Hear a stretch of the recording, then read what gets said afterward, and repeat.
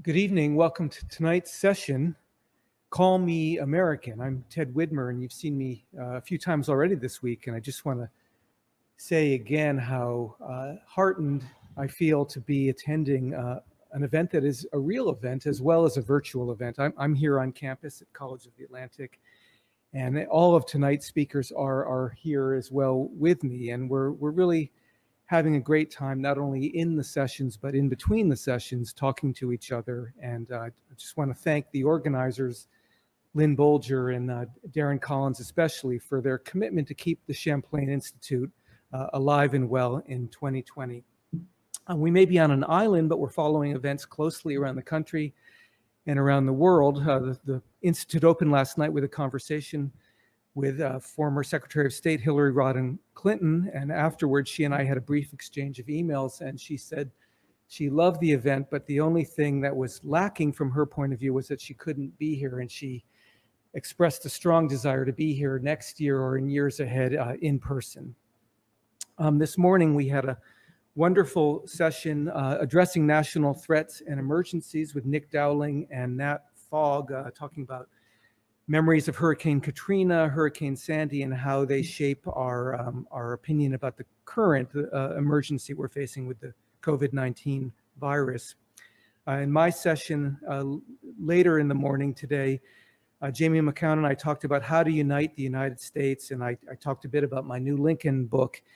And in that session, I talked about how one of the most important things on Lincoln's mind as he was going to Washington was the way people in other parts of the world thought about Americans and about our ongoing experiment with democracy. And tonight we have a wonderful chance to learn about what the United States meant to someone growing up in a distant part of the world. So I will not introduce the panelists, but I would like to introduce Ambassador Bill Eko, who will introduce them for you. Bill Eko is the former ambassador to Austria, where he served from 2009 to 2013. He's the co-founder of the Partnership for Responsible Growth, a bipartisan organization advocating for U.S. legislation for revenue-neutral fees on carbon. In 2014, he became a visiting professor of the practice at the Sanford School of Public Policy at Duke University. In 2013, he joined the Center for Transatlantic Relations as a distinguished fellow and was a visiting scholar at SAIS, the Johns Hopkins University Paul H. Nitze School of Advanced International Studies. He formerly served on the Energy and Security Task Force of the International Peace Institute. Please welcome Ambassador Bill Eko.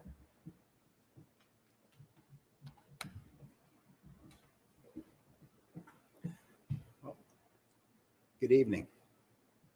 That was way too much about me. But ladies and gentlemen, we are in for a treat today. Abdi Nor Iftin is an author, a radio journalist, a refugee advocate, an interpreter, an immigrant, and an American citizen. In his memoir, Call Me American, published just 2 years ago, he recounts his harrowing, extraordinary, and uplifting journey from Somalia. I couldn't put it down. Since the birth of this nation, immigrants have come to our country and in many cases have experienced great challenges to do so. Once here, the same grit and determination that carried them to our shores then contribute to building a better America. Indeed, it's fair to say that immigrants are part of the secret sauce that truly makes America great.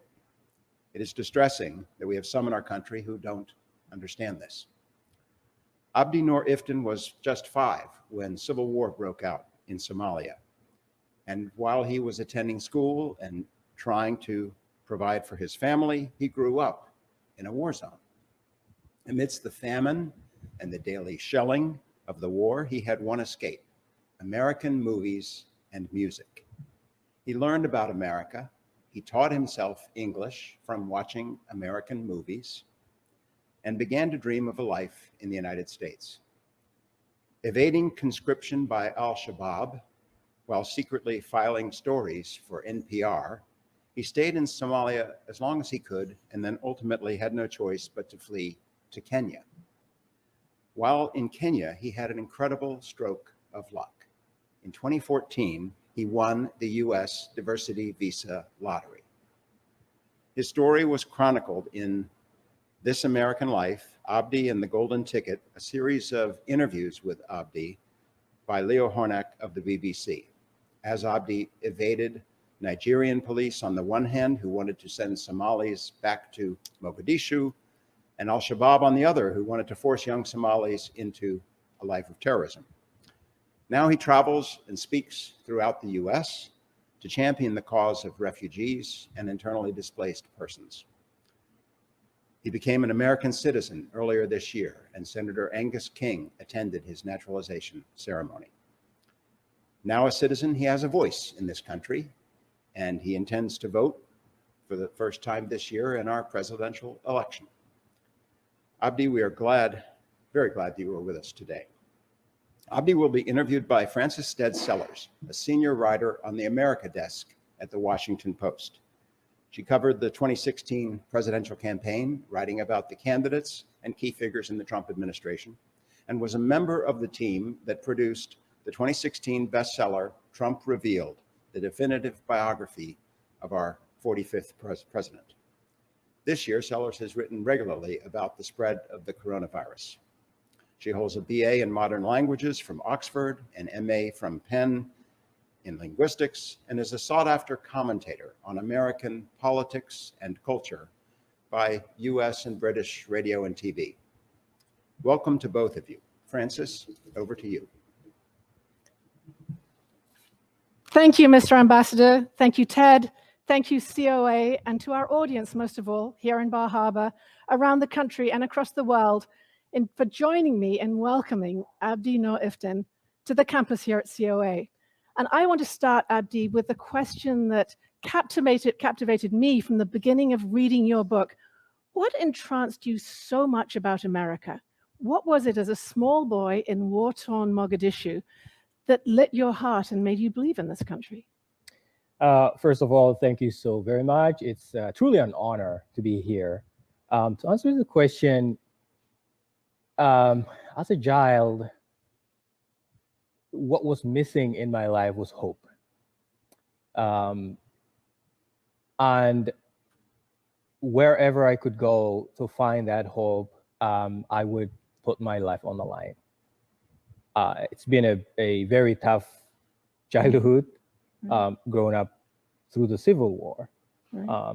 So you can imagine we have lost everything that we owned within one day as the armed gangs and groups have stormed into the city from all corners. So for people who haven't read your book, give a little bit of the truly horrifying experiences you went through as a 5-year-old with your parents. Your father had been a successful basketball player, having come from a nomadic lifestyle, and you had some wealth in the early days in Mogadishu. And then? Yeah, the shift was incredibly unbelievable. We have switched from a family that had almost everything, a home, food, of course, food and shelter, and jewelry and gifts that my dad had brought in by playing basketball overseas, to a day when I was still 5, that we watched our house completely gone, taken over by the young men who were basically confused and only knew. And maybe 10 years older than you, some of them. They were really very young, yes, pretty young, and they had no leadership that they could follow. The only thing that they knew is this is a new life. So as much as it was new to them, it was new to us as well. I learned that, well, I have to accept the fact that everything was gone, and that these young men that you see, that I saw in front of my eyes might be the ones that will take my life. Because it was that moment when my dad was on his knees and they had gunpoints on his head. This is your tall, strong father, yes, who had been such a success and traveled the world as a basketball hero playing for the national team. suddenly in front of you. But he was also reduced very to his knees. popular. We're talking about the Right. Michael Jordan of Somalia, kind Right. of, Right. someone who had credibility within the community when he walked on the streets that he could easily recognize. Mm. But this time, it was not like that. So I can't even imagine the way my dad saw life right after the war. There's nothing more traumatizing than losing your job, but also watching your family scatter and walk into the den of danger. That's how it felt to him. And immediately after that, we had to separate our ways. Because he thought he might be a danger to your mother and you three children. He was doing both. He was Right. saving his own life by walking into the wilderness, but he was also saving our lives since it was a man, like him, of course, that had been, of course, targeted. And I think playing for the government, which the government had run and funded the NPA, the National Basketball Association, the militias, the young armed, militias were angry with anything Right. related to the government. Right. So they would kill veterans. They would murder relatives of anybody who was working for the government. And so my dad saw this as a way that could end our lives. Since he was popular and so many people knew him. So he walked away, and I do remember his eyes when he basically looked at us and said, "I think I'll see you in the life after." So the book is based on the human stories, Right. not what you see on a typical Hollywood television, movie, Black Hawk Down or Captain Phillips. It's not more of that. It's more of what really happens. So Abdi, then Hollywood kept this hope that you had alive about America, right? It was Hollywood that sort of invested you with hope about the future. Tell us about that. Yeah, and that comes to, I think you will ask the question as well, how do you see America today compared to what you saw in Hollywood? Right. So Hollywood to me was a true story of America. Action movies. It's more Arnold like Schwarzenegger. Exactly. Right. In his Terminator movies and the Commando movies and Rambo's, the Bruce Willis, this action films that have reached every corner of the world. Right. And I think we pretty much loved it more than anything else, more than any other gender, of a movie. And that's what the woman had. Right. So the movies have come into my neighborhood thanks to a woman who returned from being displaced outside of the city and repuffed, and put together her little shack on a tiny television screen. And I was one of the first young kids at the time. How old? How old were you then? 7 years old. 7 years old. Exactly. And you're seeing these violent American movies, but with great, powerful male figures in them. Yes. That's the world I lived in at the time. Right. My perception of the world has come down into violence and trauma and chaos. And then when the first glimpse of this huge portrait of Arnold Schwarzenegger, who Missy's muscles were shown, in the portrait, I was drawn into it very quickly. Right. And my friends were too. And we were wondering, I wanted to see that. I want to watch that. And that combined with the U.S. Marines intervention in Somalia, if you remember, late 1992 until early 1994, those two have become my introduction to the country that I call home today. Right. But then, Abdi, so the Americans came in, they threw candy to you and the other children. You looked at, had them take off their glasses, their shades, and you looked at their blue eyes and their white skins, and they were the people from the movies. But it didn't work out like that, right? The heroes didn't stay heroes. No, they did not. They did not. And I think storytelling to me is a pretty honest way. Right. In my book, I also describe when the war happens, when America gets bogged down into a war with a local group headed by the warlord, Mohammed Farah Aidid, who's so famous on the Black Hawk Down story. I was there when the helicopters came down. But I was also there when we kids chased around American Humvees. I didn't know who was truly my enemy. as kids, we don't leave that part of the world. To us, everything was fun. Helicopters comes down, we run to it. Right. A Marine gets injured, we run to it. Somali group gets bombed out, we run to it. So that's the life that I have lived. Right. And as much confusing as it looks, but to me, that was the world that I understood. Right. In other words, I really didn't know what living within a civil society tasted like. Right. You know, the Civil War was a way of living the life that I live. For instance, my mom wouldn't say, "Oh, it's too dangerous, don't go there," or something happens, there's no police yellow tape. You know, things like Right. that don't exist. Right. So we run up to it, and then in the evening we tell the stories, Right. how fun it was, you know, watching those kind of things. And then later, when the Marines have withdrawn, I was still playing hide and seek, you know, in Right. the leftover helicopters and the houses that were there, the roofs were gone, the doors were gone. So that was part of my entertainment. It has become a way of entertainment for me to go through the war. But instead of becoming disillusioned with this American dream you talk about, you maintained an interest in American music, and you learned hip hop, you danced at weddings, you stayed committed to your idea of America or what America could bring, even as some of your friends were becoming radicalized. And why? What separated you? What prevented you from becoming radicalized? So it was a process. I have been very much encouraged by the ability to learn English. Right. So from 7, I didn't speak English. So when I was 12 years old, and then let's say 15 and above, I learned and realized that I could use the language that they spoke in the movies, in this case, English language. And when music came to my neighborhood, and I get to know the lyrics, you know, of Michael Jackson or Tupac, it had become a new identity to me. And I already had a new nickname, which is a motivation that my friends actually titled it or gave me when I was still in the movie theater from age 10. Right. That was Abdi the American. Abdi the American. Yes. Right? So the American had become the idea that I would live in, well, of course, up until now.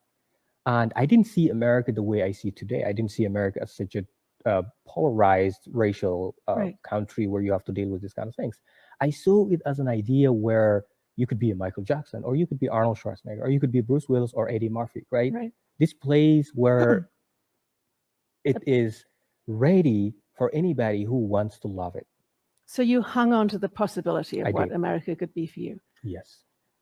So during your teenage years, though, the radicalization of some of your friends became more extreme. How did you resist the pull, the peer pressure at that stage? There were times I almost gave up and I couldn't resist. But the idea of the radicalization has been, you know, an organized and clearly put together by the group that came to Mogadishu at the time. They have been doing everything that they could and used elegant speakers to draw young men like myself into their world.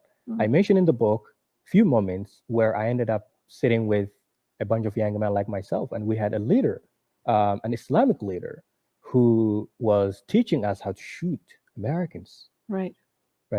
And I was still seated there. But the thing is, if they found out about my nickname, it could have endangered my life. Right. And one day they did, and I received a phone call, and I went into hiding. So it had become, how did I escape that? I think I've already been, I have already decided what I wanted to be. I did not want to buy a one-way ticket and to never live on Earth again. That's the way I saw, you know, if you join this new group that have a very radical idea of attacking and organizing and just using you to terrorize and create violence, that was a one-way ticket. You never come back. And it's true, because my friends who joined them are gone. They're never coming back. So in this case, I wanted to leave. I wanted to breathe. And it's not only Abdi's story. Thousands of other young men were going through the same process. For instance, 2 times when I tried to escape from Somalia to Yemen by crossing the ocean, some of my own friends were risking their lives by trying to get on a crowded boat, cross the Gulf of Aden, go to Yemen. And there's a friend of mine with his wife and kids that have not made it. They drowned in the middle of the water. I was ready to get on that boat. If I did, I wouldn't be here today. Be here today. And I was also ready to get on the next boat, the friend of mine who's made it, and they're in Yemen. So by today, I wouldn't be in the US. I would end up going on a different direction. Right. That's how I saw my life. It was a matter of life and death. Right. But I needed to decide what I really wanted to do. Right. And so I used a technique that my mom had taught me since growing up, which is tell your story. Because she, Your mother is a very significant woman in this book, a very important role model after you lost your father. But she's also very vulnerable. You have an older brother and then a younger sister who survived, and then a baby sister who dies in the book very tragically from malnutrition.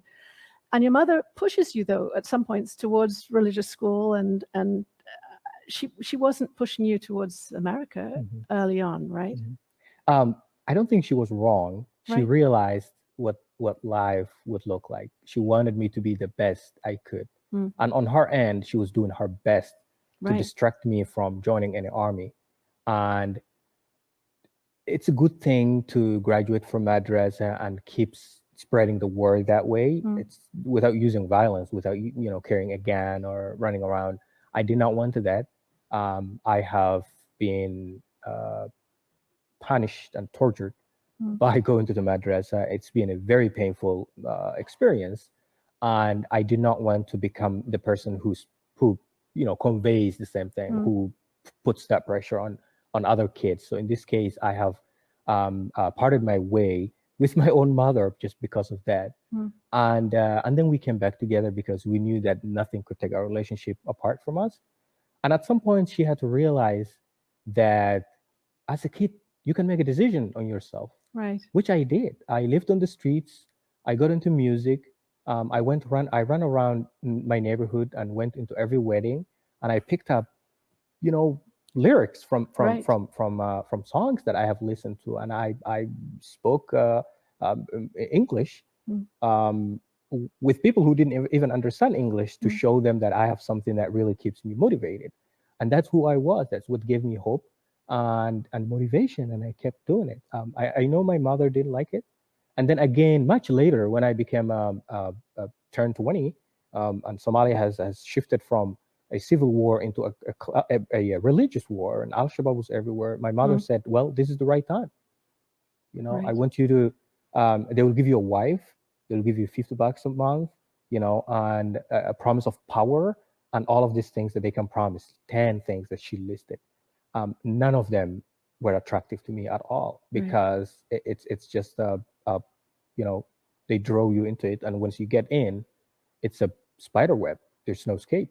So Ambassador Iko referred to a moment, this extraordinary moment when you won the green card lottery, the diversity lottery. But there have been other moments in your life that have been a combination of seizing the moment and good fortune, meeting with the Chicago Tribune journalist, that being contacted after you started broadcasting by a family from Maine. Where does that balance lie between sheer luck and also the knowledge that you have to take a chance? Because each of those chances also had a major downside, or they were risks, right? They were, and I had that was one of the most luckiest days of my life. In fact, because I can't remember any other day that I could feel desperate and hopeless when I met the American journalist who came to the streets where I grew up. So a brave reporter who came to Mogadishu. He did. This few. was 2008, 2009, when in fact it was extremely dangerous for journalists to go to Somalia, because within those 2 years, actually dozens of journalists were murdered and some have been arrested and forever disappeared. And when this journalist came, he was taking his own risk of putting his own life on the line. And I did the same thing by talking to him, because that Right. could have killed me. Right. Not only by the radical group, but also his own bodyguards had all pointed their guns at my face. And if one of them by accident shot at me, that could have been the day. But why did I do that? Why did I really yell and say words to this journalist? Yeah. Sometimes life teaches you lessons, and I would not walk away from that golden opportunity. I could have, I would say it's too dangerous talking to this man, because you never know how his bodyguards will react. Right. But I had to say few words, first of all, to tell him that I have a story to tell, and he quickly understood that. Right. And he and I had been talking that same evening for like 3 hours. I didn't have a home. I basically lived in a hole where I used a shovel to dig out the dirt. That is where I called home. Every night that I would, hunker down, stay there, and the shellings and the bullets were flying all night. And I wake up in the morning to only realize that some of the neighbors are dead. That's the life that I lived. But then one thing that the journalist Paul did was he took my story and introduced my story to the radios and newspapers. And he had a piece that was published on the Atlantic. Right. It was called "The War is Bitter and Nasty." Those are emails that I sent to him about the war that was happening at the time. And that became a crack to many other opportunities of talking to journalists and doing audio diaries continuously. So at that point, you began documenting your story in real time in radio broadcasts, right? And hiding your last name and letting people know that process is very different. I'll talk to you a little bit about the book writing process, but that was a contemporary account of what was going on. You were telling people. What kind of feedback did you get? How did it connect you with the rest of the world beyond your own life you were living?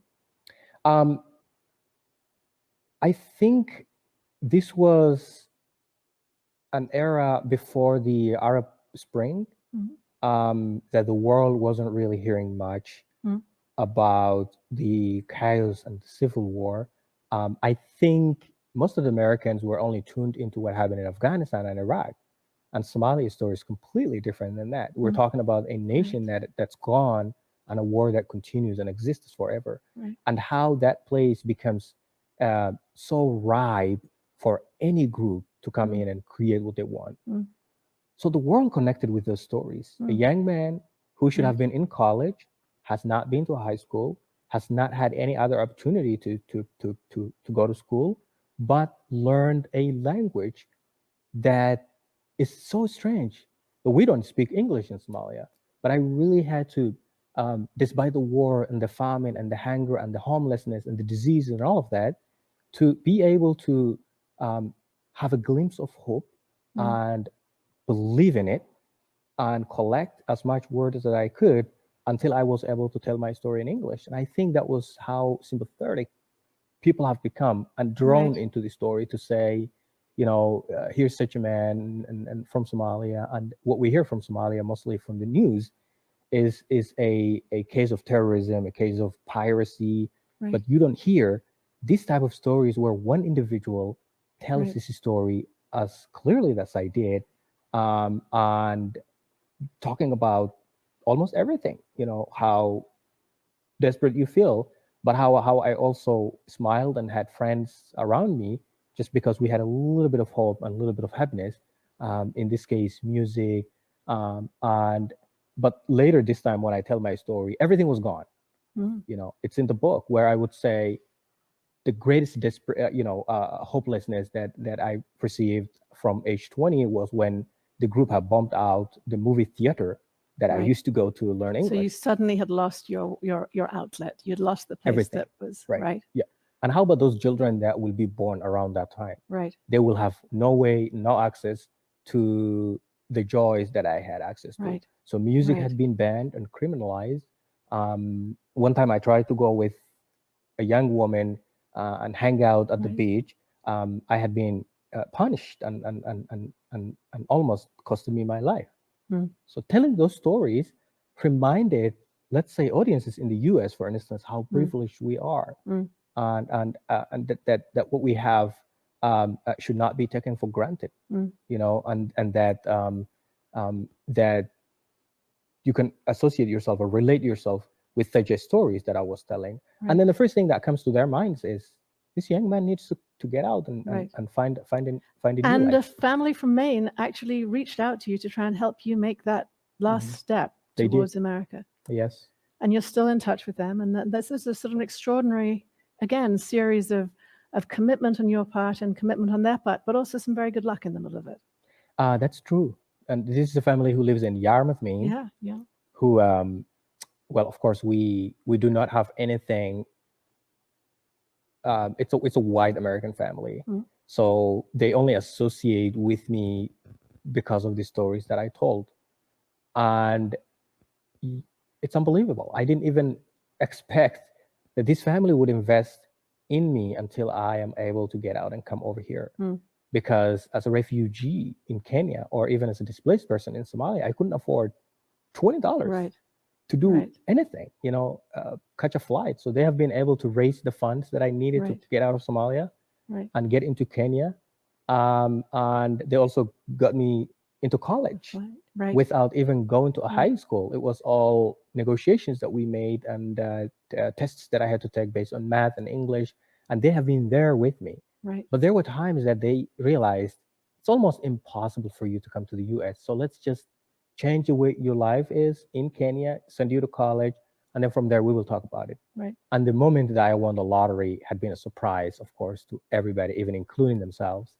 And then I had a whole year of struggle and fight for my visa, which basically, as you may remember, and maybe some of the audience or listeners might remember, there was a famous documentary on This American Life about my story. It's called Abdi and the Golden Ticket. So Abdi and the Golden Ticket shows you how, even if you win the lottery, but with my nationality being Somali, with being a refugee and maybe a Muslim, I think those things have become a barrier to cross the US State Department to convince them that young man, not married, but still Somali and a Muslim, and a refugee, I want to come to the US because I won a lottery. I faced the challenge, the barriers that were there. Mostly the way I understand is my name has been screened thoroughly to see if they could find any links to terrorism. And once that didn't exist, you know, it was still, my visa was still partially denied until journalists have to get intervened, and people have written letters continuously, and I called day and night to desperately say, this is my last chance. And that was the last chance, I think, my whole life to be able to come to the US. And if that would have been denied, in other words, if Trump was in office in 2014. So yes, you came to a difficult country, the president was a black man who had very recent roots in Africa. And shortly after you arrived, there was an election in 2016. And the epilogue of your book talks about your feelings about that election and what they could mean, and about how they may have affected your brother Hassan in his attempts to come to this country. Talk about that political revolution in a country you had just arrived in. Did you expect it? No, I did not. I expected America that accepts me. I did not expect America that pushes me to one corner. And this is what I felt happened in 2016 as the nation was divided by, you know, the campaign. And we had, of course, we have a president today who's been campaigning at the time. And he came to my very own city, Portland, Maine, and had, without, I think, hiding it, he's directly attacked the Somali community, which I am one of them. And that was the moment I thought, this is a betrayal to the American dream that I had grown up. because I've never in my whole life expected that a president or a presidential candidate would come and say such a things. But in your daily life, apart from this, the presidential level of politics, you were learning things about this country. Natalia, the daughter of the people who brought you in, talked to you about racism, and you came from a country where everybody was the same color, and you had to learn what racism meant here. And you were familiar with tribal behavior from your growing up, and then working in some jobs in this country, you saw people create divisions and create their own tribes. So was it so surprising, or had you just not thought America would succumb to these sorts of hierarchies and divisions and social divisions that you experienced when you got there? Race was such a strange idea to me. I didn't get it. I did not get it. And I think the day that I landed was when Michael Brown, a young African-American man, was brutally murdered in Ferguson, Missouri, by a white police officer. The Black Lives Matter just was starting to take its root. So what happened was the family that I joined are white, and Yarmouth is predominantly white. So we had to go around the neighbors to get them to know me. Right. And that was quite shocking, because I don't have, you don't have to know me for me to fit in. Right. In other words, but you mean the family who brought you in wanted everybody around them to know that you belonged? You were part of this yes, community. Because I would be walking around, sitting on the grass or riding the horse. I would be doing some outdoor stuff, and we did not want the neighbors to feel like there's an intruder or something like that. That's the way I saw it. And that idea of America was so complicated and almost difficult. Right. And then quickly after that, I found a job at a construction company in Yarmouth, Maine, where, I basically realized that it was very hard for the folks I worked with to accept me as who I was. When I didn't understand one word of English or some idiom or some expression, it would be so much fun. They would laugh, around to say, you don't get it. And it was more like, just learn what we do, learn how we speak, learn how we do this. And here I am, this Abdi, the American grown up who bragged about speaking American English, as a kid. But now I just shrunk to nobody, because I'm listening to folks who use expressions that I really don't understand. And that has been really complicated and very difficult. But, and as the days and weeks progressed, I have learned so much about race. Right. I had exposed myself to books and stories and personal stories that I went to listen to. And most importantly, since I'm not an African American or an indigenous African American, since my dad wasn't born here, I wasn't born here, we don't relate to this.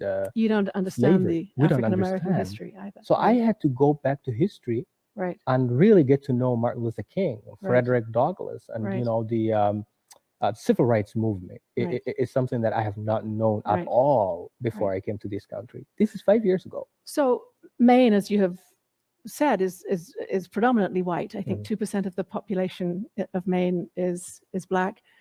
Almost a quarter of the coronavirus cases are among Black people. How do you come to terms with that in this country you've looked up to for such a long time? And it's hard.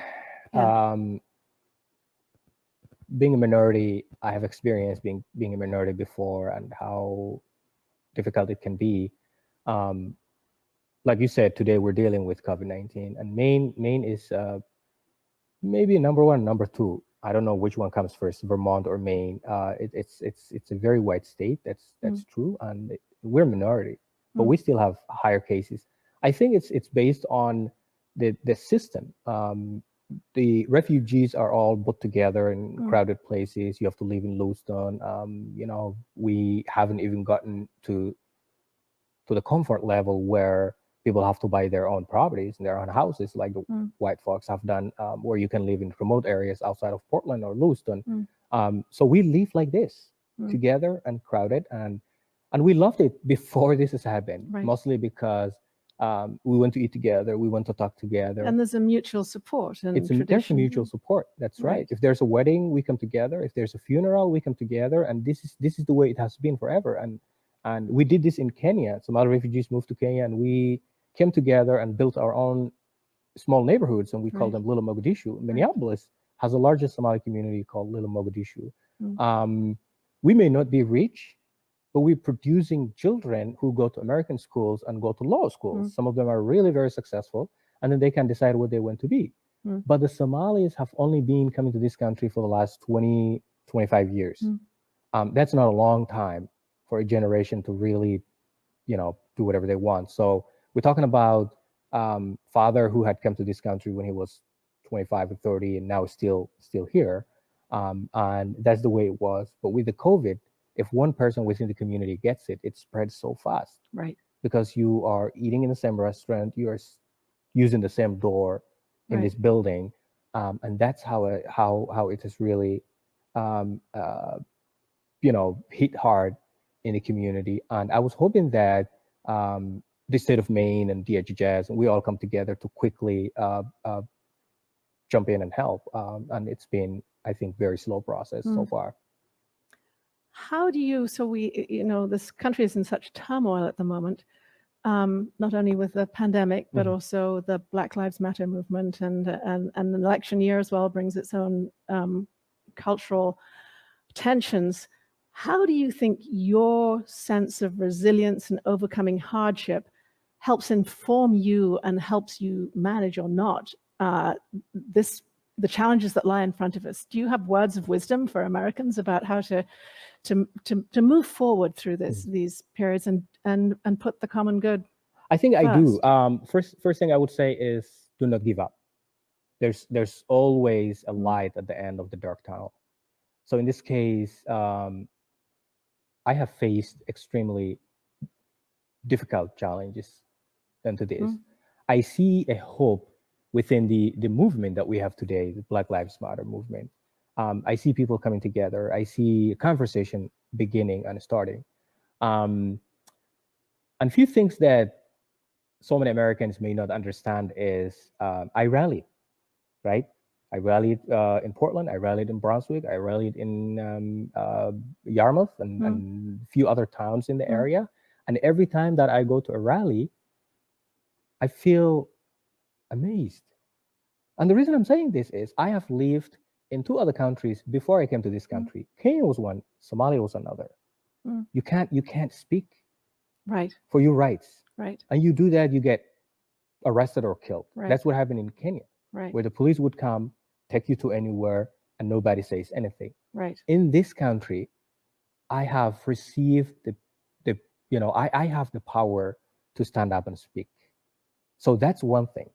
And I really want to encourage Americans to know this, that this is such an amazing thing that we are doing, and including myself, that I feel empowered to be able to speak up against injustice in this country. And that at the end of the day, after I, get tired of walking around for 3 hours, that I can go home. Right. And don't worry about anybody You don't coming. risk the beatings that you suffered. Or somebody coming you to pick you up from your house and dragging you out. I understand that so many of us, people who have spoken up in this country, what's happening in Portland, Oregon, for instance, and Seattle, Washington, the way the government wants to use a federal force to crack down on protesters is exactly the fear that I have. Right. This is what I ran away. Right. And it's the beginning. To me, it seems like someone is starting some kind of a way of the way Somalia had really come down to where it is today. Don't do that. That's a dangerous thing. Let people speak. Let people express their anger and frustration, and listen to the people. Do not fight back. Or in other words, don't silence them. Don't take away their rights to express their feelings and emotions. And so I'm also an immigrant to this country, and our paths to citizenship probably couldn't be any more different than they are. We talked a little bit about this last night. what does American identity mean to you? What does it mean to be an American now that you're not just Abdi the American by nickname, but Abdi the American sitting here on a college campus, traveling around the country, sharing your story? What does it mean? American identity is such a complicated thing. But to me, what does American identity look like, or how do I identify it? I love to see America as an idea that fits everybody. I don't want to associate America to a certain group or race or, political party or things like that. This is the country that anybody else in the world dreams about coming to visit. And what makes it such an exceptional place is the ideas of that makes this country wonderful, and the places that that America has, and the music that America has, the movies that America has. The African American culture has promoted America so much that I myself would not get into American music without knowing the African American music. I loved it. I loved America even more once I got to know that. So I want that America where people realize it's wonderful. It fits everybody. It's the world, the mini world where we have planet Earth, but we also have this America that fits everybody else. Doesn't matter where you come from. You can build your own nationality within the country if you want. Chinatown, Somali town. I like that America, that American idea, but not the America that promotes itself as, we belong here. We want, we want to be here. Well, if you say that, the problem is Native Americans belong to this country. So let's all be immigrants and let's all accept each other. With that, let's not have a biased system based on economy or social justice. Let's just remove all of that. Let's make it all equal. Let's not have an American community that suffers. So stop labeling Somalis as terrorists. Stop labeling Mexicans as rapists. Let's just have an America that fits everybody. You mentioned that the coronavirus had actually created some tensions between immigrant groups. How did that happen? They weren't hanging together, or describe what you've seen happening in the communities in Maine. Well, I work closely and deeply within the immigrant community in Maine. Well, immigrants, of course, but we don't call each other immigrants. When we hang out and play soccer, we're just nationalities. The Somalis are Somalis, the Congolese are the Congolese, the Iraqis are the Iraqis. But the one word that brings us all together that America uses is immigrants. So in this case, when the coronavirus hits, it hits because we pretty much have the same lifestyle. We live in crowded places. Westbrook has a lot of Arab-speaking community. Lewiston has a lot of French and Somali-speaking community. And when the virus hits, it's taking out, lives. It's sending people to hospitals. So who do you fund? Now that's where the tension begins, where the Congolese leadership, would say, I don't want you to assume that an elected member of the immigrant community is responsible for us. We want you to treat us or give us a share of what we want. So that's where the tension was happening lately, where the immigrant leaders were, struggling to find their share because everybody wants to give back to their community. So the community that I give back to mostly is the Somali community. With the other immigrant community, they have their leadership, and it's important to connect with them because they know where they are, they hang out, they know the names and members and families and all of these kind of things. You're also giving back. Your mother and younger sister, who has now 5 children, I think, are still in Somalia in very desperate circumstances. You have a brother who's just made it to Canada recently, and you've taken citizenship. So there's been a lot of change for you and your brother. Do you think your mother and sister might one day come to this country? Do I think? I would love for them to come visit this country. To come and visit. To come visit. But I also understand the challenge. I would not, if my mother would prefer to leave, and she probably doesn't have that many years left in her life, and she understands this. So she would love to live closer to the people that she connects with. But Somalia is not safe for her. Right. And also myself as a US citizen, and I haven't seen my mom for now 11 years. So it's a long time. Right. I would love to reunite with her and show her around what we have here, because sometimes I can't describe the life here by phone.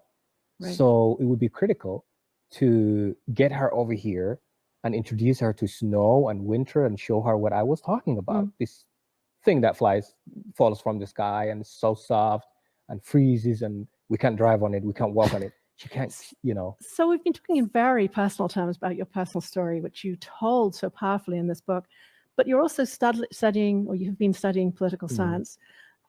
You've talked about maybe at some point going back to Somalia and taking on a leadership role. What thoughts have you got about this extraordinary process of rebuilding a nation, or what common ideas have you got about what makes a country a functioning and good country that you think you might be able to bring? That's a very good question. I see myself as as one of the building blocks in the next Somalia. What we need at the moment is a generation of Somalis that are educated, that can give back to their people. Somalia is such a beautiful country, so we're not going to give up on it. We also have challenges. We have the neighboring countries that have sent their armies into Somalia, and there's the discussions that they might be interested in eventually, creating a buffer zone where they take half, part of the country. There's all this conversation going. But what I need is to go back, and since we have been in now as we speak, 30 years of war, most of the kids who were born there are now 30 years, who were born when the war was starting, now 30 years. And so if they have not left Somalia, they pretty much don't even know what mailing system is, the structure of a society, the policing system, the firefight, the things that we have here that are so strange to them. So as easy as that, to go back and say 30 years is a long time for you to get tired of war. And that's right. People are so tired of the war. So we need to, in the future, reconnect by using technology with those young Somalis to those of us here and create this bridge. So that's fascinating. Here we are, unfortunately, because of the virus, we're sitting alone without a live audience at the moment. But have you taken lessons from this pandemic that actually could help, you think, make connections? Is Zoom to, Mogadishu one of the ways you would like to be talking to people who share some background with you? Do you see technology helping to build bridges? I do. I see that happening at the moment, but I think it's difficult to Zoom with Somalia at this time. Two reasons. The internet connection's pretty bad. So like here, people don't have Wi-Fi in their houses. So I still can't connect with my mother by technology. She has a cell phone, but she doesn't have, she has a cell phone that doesn't have a camera or, or anything that she could use this technology to connect with me. And my friends are pretty much the same. But that's part of the discussion as well, to really bring, I understand there's a war, but also create a way, an easy way where people can access basic things, internet, food, medicine, things like that. That's also what we need to do. To use your words, to give people hope. Exactly. Right. Well, I think we should love to move now to some questions from the audience. And I'm going to open with one. This is an anonymous question. And the question is, what's next for you? Are you working on your documentary now? How's your family, both in Somalia and Canada? And what does your mother make of your success? It's a lot of questions in there, so you may want to pick one of them. But what's next? What's next for me? We Call Me American, which is the book that I authored. It's being adopted into a film. Right. So I'm working on that. It's a documentary. Right. Probably few series. So we're working on that at the moment. So we're writing this scripts, and I'm very hopeful. And it's a very that- different process, right? Writing a script than it writing a memoir. It is, absolutely. Yes. What does my mother think of all the I success? have to ask, who's going to play you in the documentary? We don't know. We don't know. That Okay. I think that's a lot. Some of the last steps where they need to go around, and I don't know. Right. We'll find out. Probably. I don't think I'll play myself, but they will probably have someone play my role. I'm more worried of who's going to play my mom than myself. Right. So since it's almost impossible to recreate my mom's story, because it's just me being biased that nobody can do her job. You know? So we'll find out. What does she think of all the success? I think was one of the questions. There was a middle question that I completely lost. But when my mother, she looks at me and says, "Oh, you kiddo," that's all she says. Right. I've always been troublesome, and when she sent me the young rebel, I was always rebellious. Right. When she sent me to the mosque, I would just go around the mosque and go to the movie theater. Right. So we really had this hate-love relationship. And today I am the number one financial supporter for to my mother and the rest of my family. Otherwise, they don't have anywhere else that they can seek food. I send them money. So in that case, they pay rent, they buy water and food. She credits herself with some of this success. She said, "I made you the guy who you are." And guess what? I agree with her. Yeah. Another question. What advice would you give someone in your hometown about immigrating to the US? What advice should I give someone in my hometown about immigrating? So you need some luck as well as, right? I'm assuming hometown Somalia. Right. We're thinking probably Mogadishu, right? Yeah. I would say the message that I send them, first of all, is don't give up. Even if America looks bad today, do not give up. And that's what I connect with my old and new friends who are not here with us to explain that what you hear on the news every day is not the everyday America. The everyday America is the one that I live with. People are nice, and like us, they're frustrated, they're angry, and we're working together. Since they cannot see the regular conversation that we have, they're exposed to the media and what the president says. Those are the things that they hear every single day. And then it becomes, America is such a bad place, we don't want to go to. So I still... So you're proselytizing for America as well, back to yes. Yeah. I still say that the American dream is alive. Right. I'm not, I don't think it's dead. It's still alive. Right. And we're working on it. I mean, one person or a small group's not going to take away the beautiful American dream that we all had. Right. So I connect with them, and I don't want them to join a group because they give up on the hopes of making themselves, better. And so many people went to Europe, and Europe doesn't really honestly offer as much hope as America and Canada do in terms of becoming naturalized and becoming an American and getting involved in politics and all of that. So I share beautiful stories of immigrants who have become, who run for offices and won. And then I talk about how that happened, how America is so ready to have diverse voices and diverse faces into the American political dynamics. Abdi Nor Iftin, that's a very, very moving story. And thank you so much for sharing it with us. I want to be able to applaud you, even though we don't have an audience here, but I know there are people on screens. I'm going to applaud myself too. Yes, thank applaud you. yourself. I know there are people on screens around the world who want to thank you very much for sharing your story with us. And thank you again to COA for allowing us to share it here. Thank you. Thank you both for a very inspirational talk tonight. This fourth session of 11 sessions for the Champlain Institute 2020. Tomorrow morning, we start at 9:30 with Jasmine El-Gamal and Nick Dowling, who will be talking about extremists here and abroad. See you then. Thank you so much for joining us.